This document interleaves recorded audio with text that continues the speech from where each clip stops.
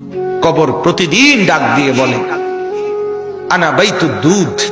প্রত্যেকের কবর প্রত্যেককে ডেকে বলে, ও আল্লাহর বান্দা, জানো আমি পোকামাকড়ের ঘর, পোকামাকড়ের ঘর। তুমি তো সেই বান্দা যে একটা মশা কানের পাশ দিয়ে উড়ে গেলে তোমার ঘুম বন্ধ হয়ে যায়, চোখ মিলে যায়। একটা মশার গুনগুন আওয়াজ সহ্য করতে পারো না। একবার কয়েল, একবার অ্যারোসোল, একবার মশারি, এরপরও তুমি চাও যে একটা মশাও যেন আমার কানের কাছে গুনগুন না করে। তো 5 ঘন্টার ঘুমের জন্য, 6 ঘন্টার ঘুমের জন্য বান্দা এই যত্ন নিলা, অনন্তকাল কিংবা বছরের পর বছর কবরের যে ঘুম দিবা, পড়ে থাকবা সেই ঘরে, পোকা মাকড়ের ঘর, সেই ঘরে তুমি ঘুমাইবা কেমনে, থাকবা? আমার বাপ, আমি থাকবো কিভাবে? আমি থাকবো কিভাবে বলে? ভাবেন, আমিও ভাবি, আপনিও ভাবেন। ওসিকুম ওয়া ইয়া, আপনাকেও বলছি, আমাকেও বলছি। এই এখন ঘরে গেলে আমরা সবাই ল্যাপ আর কম্বলের নিচেই তো শুয়ে যাব বাপ। কিন্তু একবার ভাবেন তো, যার মা কবরে, মার কবরে ল্যাপ কম্বল আছে কি? যার বাপ কবরে আছে এই মুহূর্তে, বাপ আপনি ভাবেন তো। আমার এক পরিচিত মানুষ একতলা বাড়ি করছে ঢাকা, 4.5 কোটি টাকা খরচ করে, শুধু একতলার মধ্যে খরচ করছে। কিছুদিন আগে ইন্তেকাল করছে। ছেলেরা, তার গ্রামে জানাজা হবে পরের দিন দুপুরে। সন্তানরা ওই শেষ রাতটা হাসপাতাল থেকে লাশটা বাড়িতে আনে নাই, ওই 4.5 কোটি টাকার বিল্ডিং এ রাখে নাই, হাসপাতালেই রেখে দিছে। পরের দিন ওইখান থেকে অ্যাম্বুলেন্সে করে এরপরে গ্রামের বাড়িতে নিয়ে দাফন কাফন করে দিছে। এখন এটা তো করোনার কালে নাই, এখন ইদানিং 10, 15, 20 দিন আগের কথা। কি সাজাইলেন, কার জন্য সাজাইলেন, কি বুঝলেন, কি ভাবলেন? আপনি ভাবেন। এজন্য কবর প্রতিদিন বলে, বান্দা তুমি কেমনে থাকবা? অগণিত পোকা মাকড়, অগণিত পোকা মাকড় তোমাকে ঘিরে ধরবে, কেমনে থাকবে? কবর বলে আনা বাইতুল ওয়াহদা, আমি একাকী ঘর, একাকী ঘর। ও আল্লাহর বান্দা, আমি একাকী, ডানে বামে কাউকে পাবা না। পৃথিবীর সবচেয়ে বড় যন্ত্রণার নাম হলো একাকিত্বের যন্ত্রণা, একাকিত্ব। পৃথিবীর সব সম্পদ যদি কারো ঘরে থাকে, সুখের উপকরণ থাকে, কিন্তু স্ত্রী নাই, ছেলে মেয়ে নাই, আপনজন কেউ নাই, ওই ব্যক্তি একাকিত্বের যন্ত্রণার সামনে গোটা পৃথিবীটার সব উপকরণ তার সামনে তুচ্ছ। আল্লাহ তাআলা বলতেছেন, ইরশাদ করছেন সূরা মুলকের 23 নম্বর আয়াত, কুল হুয়াল্লাযী আনশাআকুম। আল্লাহ তাআলা আমাদের প্রিয় নবী সাল্লাল্লাহু আলাইহি ওয়াসাল্লামকে লক্ষ্য করে বলেন, নবী আমার, বন্ধু আমার, আপনি বলে দেন। কাকে বলবেন? আপনার উম্মতকে, আমার বান্দাকে। এরা আপনারও উম্মত, এরা আমারও বান্দা। আমি তো আপনার কাছে নাজিল করে বললামই, এবার আপনিও বলে দেন যে আপনারও কথা এটা।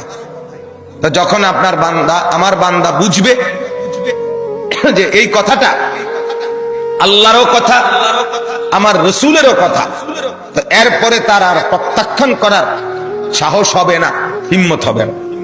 কারণ আমি প্রত্যাখ্যান করব কেন? আমি মুসলমান, আমি মুমিন, আমি আল্লাহর কথা ফিরিয়ে দেই কিভাবে? আমি রাসূলুল্লাহ সাল্লাল্লাহু আলাইহি সাল্লামের কথা ফিরাইয়া দেই কিভাবে? আর ফিরাইয়া দিলে আমি মুমিন থাকি কিভাবে? কথা বলেন বাপ। এই পৃথিবীতে ইনসাফের দাবি, বিবেকের দাবি, আমরা যারা মুসলমান পরিচয় দেই, আমাদের জিন্দেগীর সবচেয়ে বড় দাবি হলো আমাদের জন্য উচিত আল্লাহ এবং তার রাসূলের কথাকে গ্রহণ করা। কিন্তু বড় আফসোসের ব্যাপার হলো আমি আপনি সবাই সবচেয়ে বেশি প্রত্যাখ্যান করি আল্লাহ এবং রাসূলের কথা। সামান্য থেকে সামান্য ব্যক্তির কথাও এক ডাক্তার বলে দিছে বাঁচতে হলে আর কোনোদিন মিষ্টি খাওয়া যাবে না, 30 বছরের জন্য মিষ্টি খাওয়া ছেড়ে দিছে।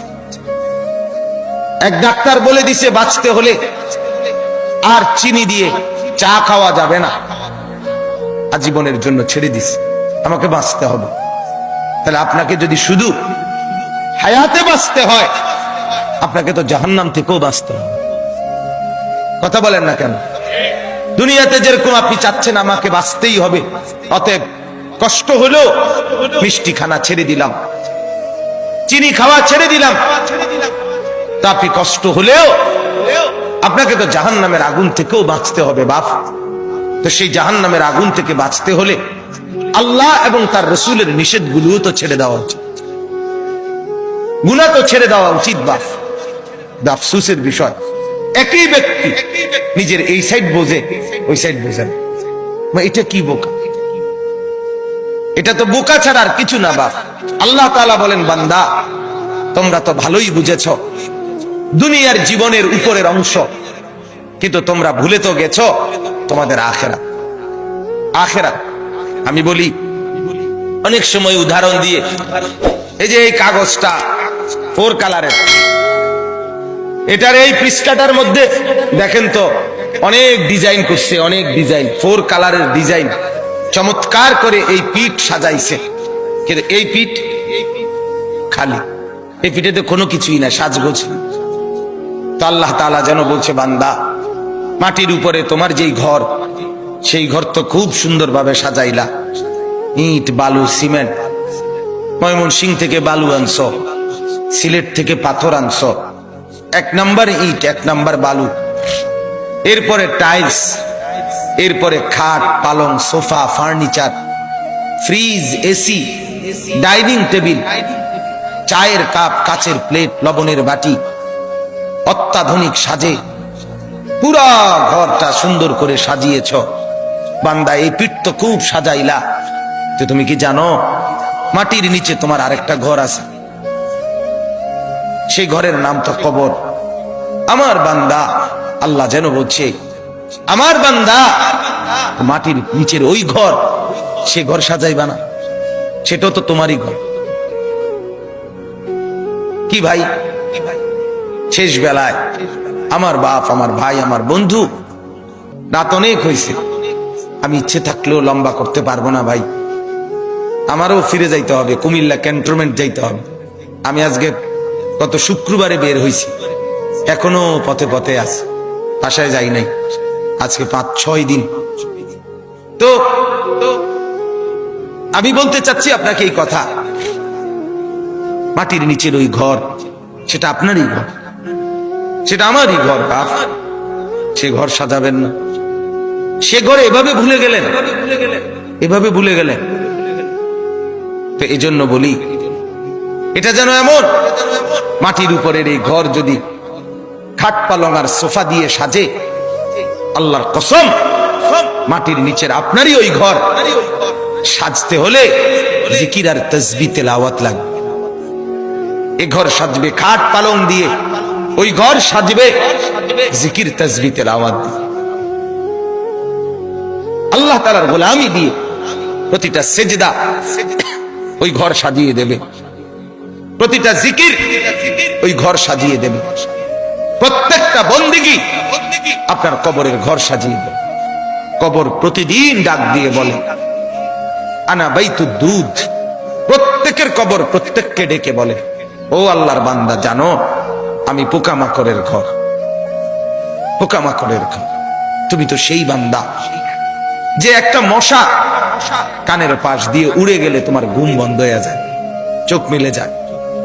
একটা মশার গুনগুন আওয়াজ সহ্য করতে পারো না, একবার কয়েল, একবার অ্যারোসোল, একবার মশারি, এরপরেও তুমি চাও যে একটা মশাও যেন আমার কানের কাছে গুনগুন না করে।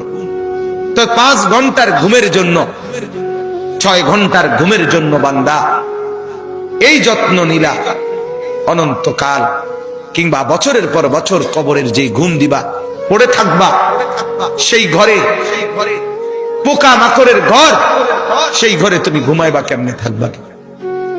আমার বাপ, আমি থাকবো কিভাবে? আমি থাকবো কিভাবে বলে? ভাবেন, আমিও ভাবি, আপনিও ভাবেন। উসিকুম ওয়া ইয়া, আপনাকেও বলছি, আমাকেও বলছি। এই এখন ঘরে গেলে আমরা